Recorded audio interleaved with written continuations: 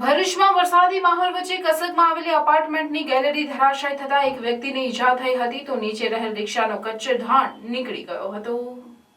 ભરૂચ શહેરમાં ચોમાસાની જમાવટ સાથે વૃક્ષો અને મકાનોના જોખમી ભાગ ધરાશાયી થવાનો સિલસિલો પણ યથાવત જોવા મળી રહ્યો હોય કસક વિસ્તારમાં આવેલ અપ્સરા એપાર્ટમેન્ટની ગેલેરી ધરાશાયી થતા સમગ્ર વિસ્તારમાં ગભરાટ પ્રસરી જવા પામ્યો હતો। એપાર્ટમેન્ટની ગેલેરી ધરાશાયી થતા તેનો કાટમાળ નીચે પડતા ત્યાં રહેલ રિક્ષાનો કચ્છધાણ વળી જતા ભારે નુકસાન થયું તો ત્યાં ઉભેલા સ્થાનિક 35 વર્ષીય અજીત રાણાને ઈજા પહોંચતા 108ની મદદથી સારવાર માટે હોસ્પિટલ લઈ જવામાં આવ્યા હતા।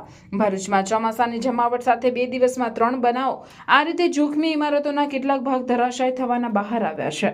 તેમજ ભરૂચમાં ચોમાસા દરમિયાન દર વર્ષે આ રીતે જોખમી ઇમારતો ધરાશાયી થવાના બનાવો બનતા રહે છે પણ તંત્ર માત્ર નોટિસો પાઠવીને કામગીરી કર્યાનો સંતોષ માને છે ત્યારે કોઈ ખરા અર્થમાં કામગીરી કરવામાં આવે તે જરૂરી છે। મારું નામ મકસૂદ વલી ખારા છે, સામાજિક કાર્યકર્તા છું। અહીંયા આગળ જે આ બિલ્ડિંગ પડી છે એમાં ઘણું નુકસાન થયું છે ને ઘણા લોકોને વાગેલું પણ છે। એક ભાઈનો તો પગ જ આખો છૂટો પડી ગયો છે ને એક રિક્ષા પણ આખી દબાઈ ગઈ છે ને આ બિલ્ડિંગ ઘણા ટાઈમથી નમી ગયેલી છે। કબ્રસ્તાનની એક સાઈડ તો પૂરી નમી ગયેલી છે ને કઈ વખતે આ બેસી જાય એનું કંઈ નક્કી